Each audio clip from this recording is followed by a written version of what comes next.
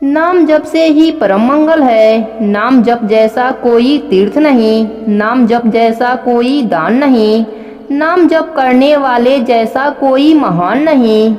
नमस्कार दोस्तों, आज मैं आपको निर्जला एकादशी व्रत में सुनी जाने वाली गणेश भगवान की कहानी सुनाने जा रही हूँ। प्रेम से बोले गणेश भगवान की जय हो, विष्णु भगवान की जय हो, 11 माता की जय हो। सोनू की माँ रमा देवी गणेश भगवान जी के लिए तरह तरह के व्यंजन बनाती है और गणेश भगवान को चढ़ाती है। इसके बाद दोनों गणेश भगवान की पूजा करते हैं। फिर रमा देवी सोनू से कहती है, चलो थोड़ी देर बाहर होकर आते हैं। सोनू ने कहा, माँ यह मोदक खाकर आ जाऊंगा। रमा देवी कहती है, नहीं बेटा, पहले गणेश भगवान आएंगे और भोग लगा लेंगे, तब तुम आकर प्रसाद खा लेना।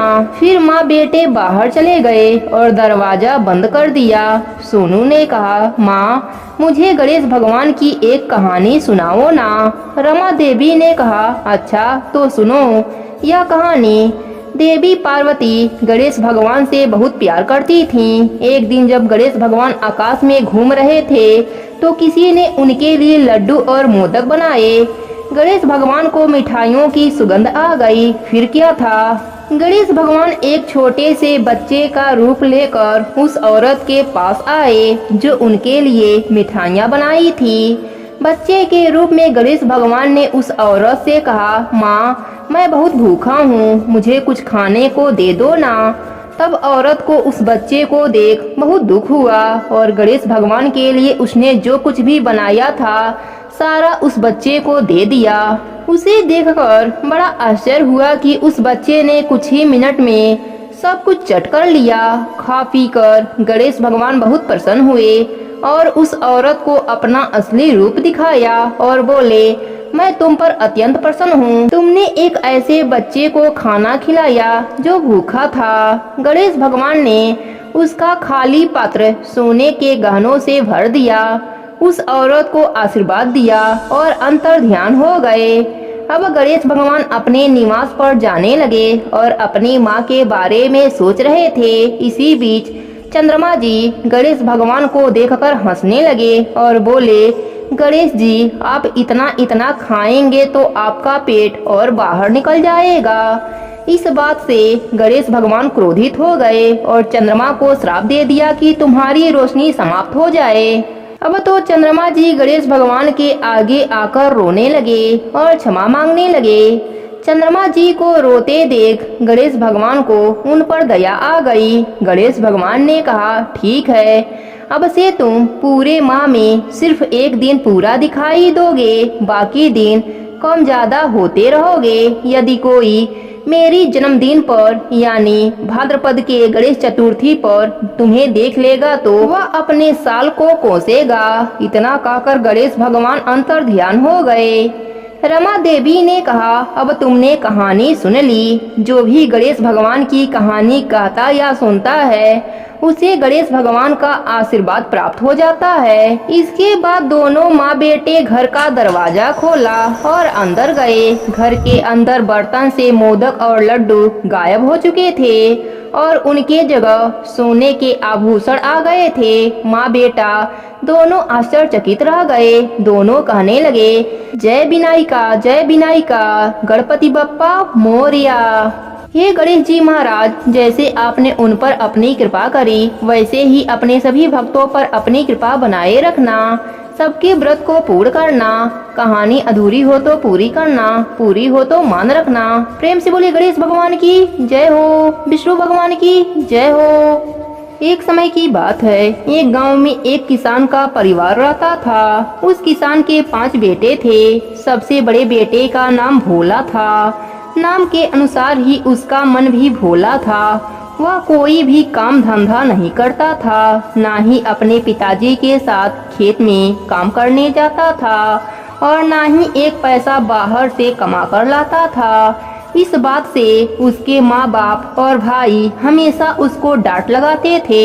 एक दिन भोला की माँ भी परेशान होकर भोला से कहा, आज तुम्हें खाना नहीं मिलेगा, जब तक तुम कुछ कमाकर नहीं लाते तब तक कुछ भी खाने को नहीं मिलेगा। भोला बेचारा माँ से कहता रहा, माँ मैं कौन सा काम करूँ, यह कमाना क्या होता है। पर माँ ने उसकी एक ना सुनी और घर से बाहर निकालकर दरवाजा लगा दिया।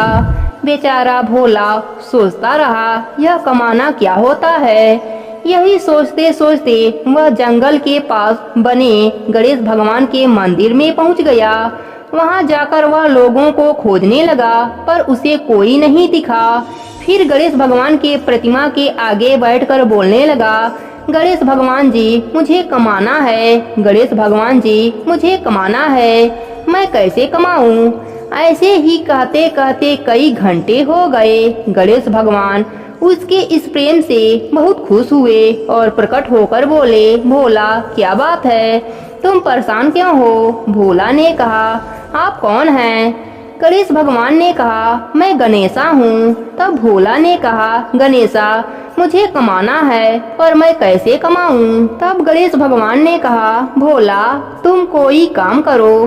तब भोला ने कहा, मैं क्या काम करूं, आप बताइए मैं कौन सा काम करूं और कैसे काम करूं।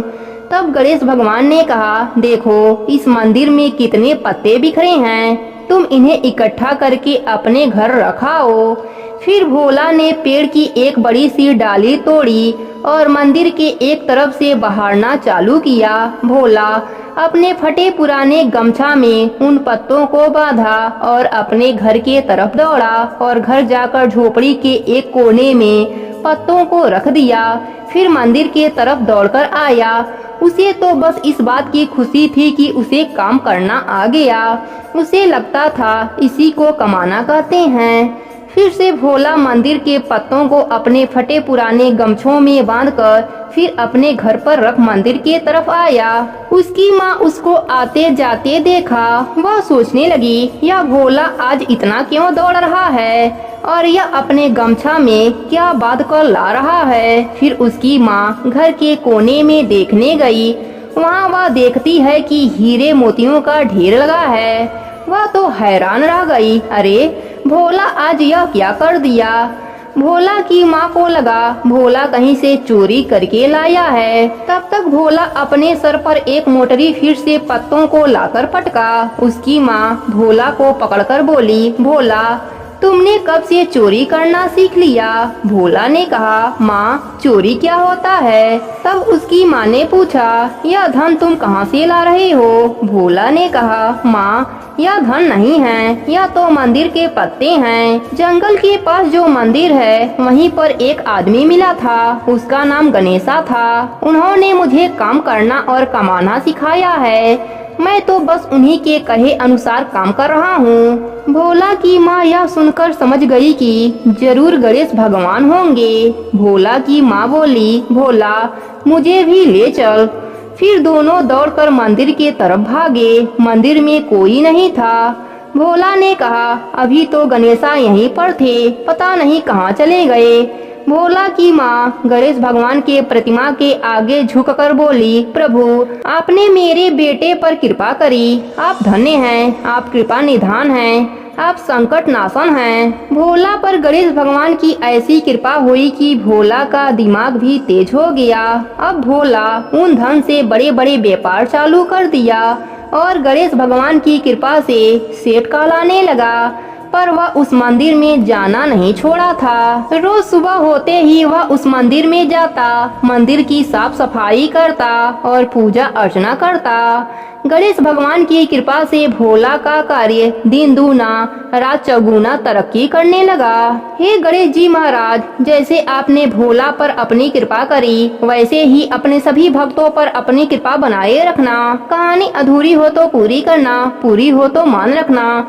प्रेम से बोले गणेश भगवान की जय हो।